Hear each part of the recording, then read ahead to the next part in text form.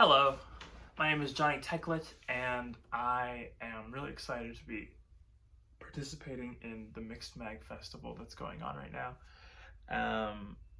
I'm going to be reading some poems for you all, the first two of which are published on Mixed Mag at mixedmag.co, and then I'm going to be reading some other ones as well. Yeah, all right, so to get right into it, this first one is called There Will Be Blood. They play until dusk, until the dirt on their clothes can hardly be seen in the dim evening glow. You know, the time when the sky is a perfect sheet of cobalt and there are no stars, only the pale, glimmering eye of the moon, only the fireflies, close enough to clap between their hands, their first foray into the sticky business of snuffing a light.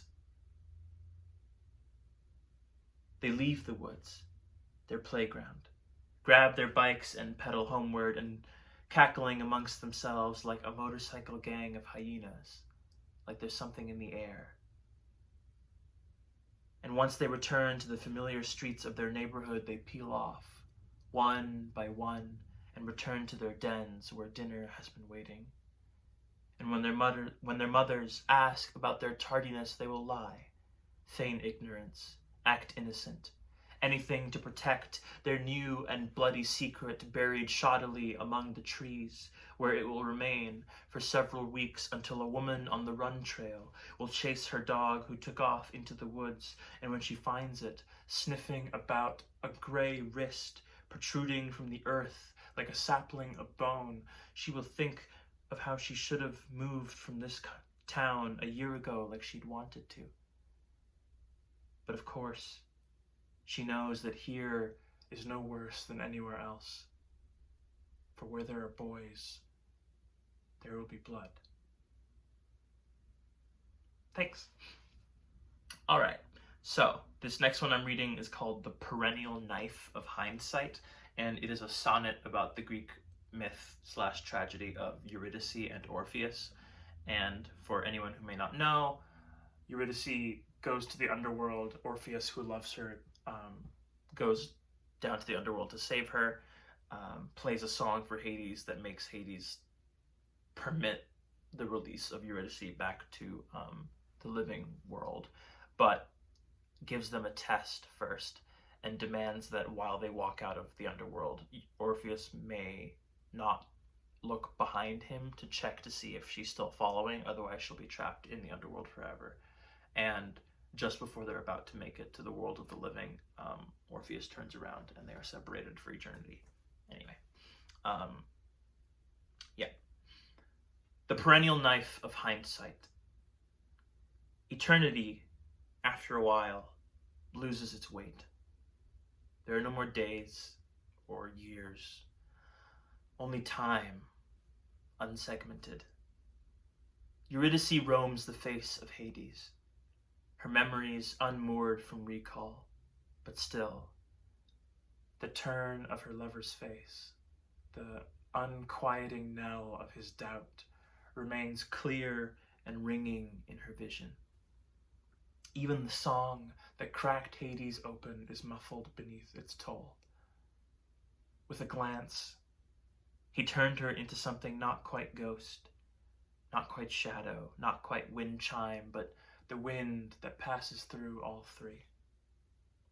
Alas, she did not need eternity to learn that a woman can be undone by a man's disbelief. Thanks. All right, so this one is not published on Mixed Mag, but it's one I like a lot, and I wrote it about a year and a half ago, and I was exploring this idea of why there were so few black ghosts in media in general that I had seen.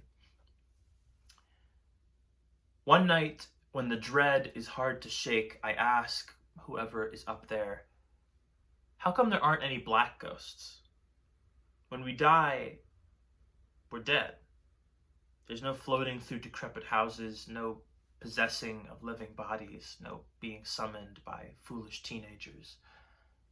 Just dead. If I'm killed, make me a ghost. I deserve the chance to haunt.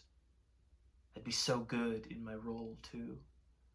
If a cop kills me, put me in his kitchen. I'll replace his coffee grounds with gravel until every morning tastes like the street I died on. If the tap water kills me, put me in a gentrified neighborhood, and I'll writhe and groan in their pipes until they flee at the sight of my black mold pressed up against the wall.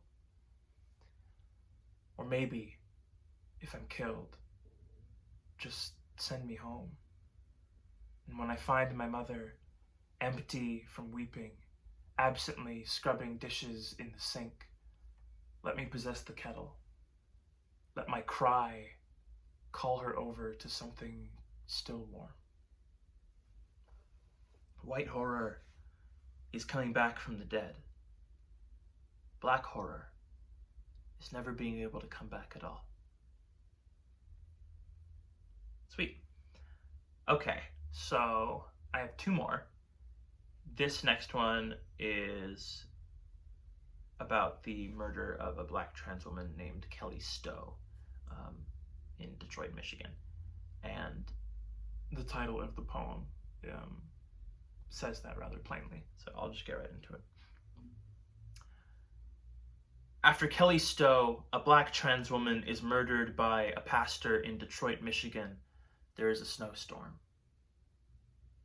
There is something about clean sheets of snow that instills a remarkable loneliness, much like the kind the hiker feels when they reach the summit and find nothing except themselves and the world. This feeling has also been called holy. This is what the snow gives: the crunch underfoot, the second coming of wind, the misting of breath. What is it if not intimate? What is it if not the Lord beckoning? A field of no footprints, and suddenly no one has ever been here before. Suddenly everything is divine. Suddenly it becomes hard to remember all the dead lying just beneath the white. Alrighty.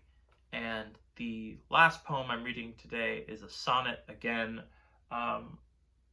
inspired by and revolving around Greek myth / tragedy.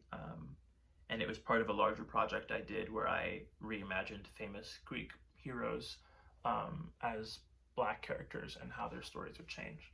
And this particular sonnet is about Icarus. It's called Black Mythology.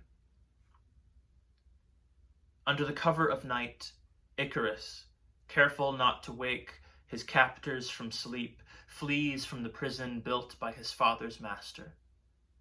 He does not look back. He does not stop. Just as he arrives at the border of the sky, more north than he's ever thought possible, Master's son, with blazing fury, strikes the wings from Icarus's shoulders with a whip, a tendril of flame hungry for dark meat. Icarus plummets into the river and drowns, and the river carries him and spits him out someplace colder, some unfamiliar south, where he'll tread forever in an ocean already bloated blue with bodies of kin. Thank you so much. Once again, my name is Jonny Teklit. If you are so inclined, you can follow me on Instagram at Jonny Teklit, or you can go to my website, jonnyteklit.com, which also has all my social media links anyway. I'm so grateful to the people at Mixmag for putting this together and for asking me if I wanted to be involved. I hope everyone who watches had a good time and continues to have a good time. Yeah. Much love.